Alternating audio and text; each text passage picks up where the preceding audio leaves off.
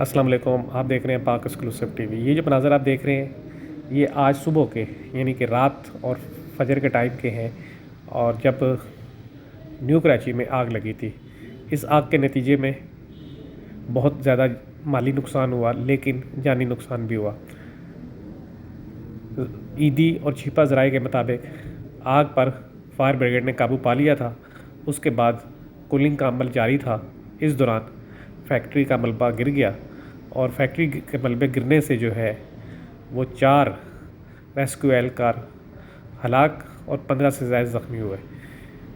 ہلاک اور زخمیوں کو عباسی شہید اسپتال منتقل کیا گیا، اور جو زخمی تھے ان کا طبی امداد دی جا رہی ہے اور ان کا علاج جاری ہے۔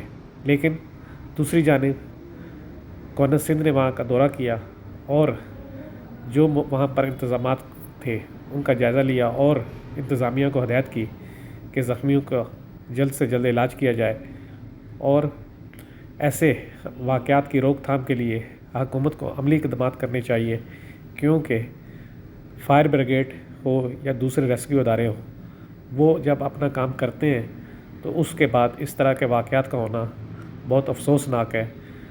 سب کو اپنی حفاظت میں اللہ تعالیٰ رکھے، آمین ثم آمین۔ شہر میں ایک طرف بڑی بلڈنگیں بن رہی ہیں، دوسری بڑی فیکٹریوں کی بن رہی ہیں، جہاں پر فائر بریگیڈ کے پاس جو ہے ایسے انتظامات نہیں ہیں کہ فوری طور پر جو ہے وہ ریسکیو کرے، لیکن اس طرح کے واقعات جو ہے ان کو روکنے کے لیے کام کرنے کی ضرورت ہے۔ گورنر سندھ نے اس موقع پر کیا کہا، آئے آپ کو سنواتے ہیں۔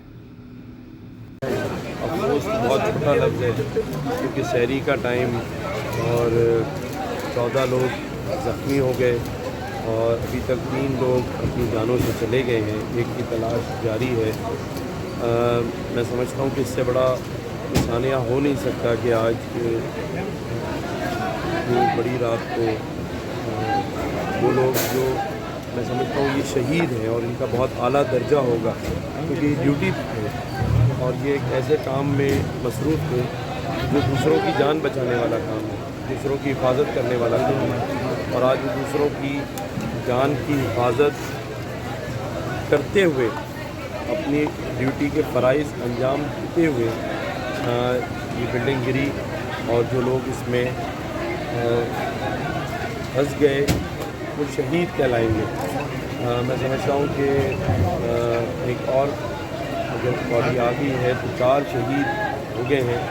میں ان کے خاندان کے ساتھ تعزیت کرتا ہوں، اور یہ یقین دلاتا ہوں کہ کیونکہ ان فائٹرز نے اپنی ڈیوٹی کے دوران اپنی جانیں دی ہیں، ان کی فیملیز کا خیال رکھنا ہماری اولین ذمہ داری ہے، ہم رکھیں گے، لیکن ایسے واقعات نہ ہوں اس کا سدباب کرنا ہے، کیونکہ جو بھی عوامل ہوں جس وجہ سے بھی آگ لگی ہو، لیکن آپ یہ دیکھیں کہ ایسے واقعات اس شہر میں ہر تھوڑے دن بعد آپ کو نظر آتے ہیں۔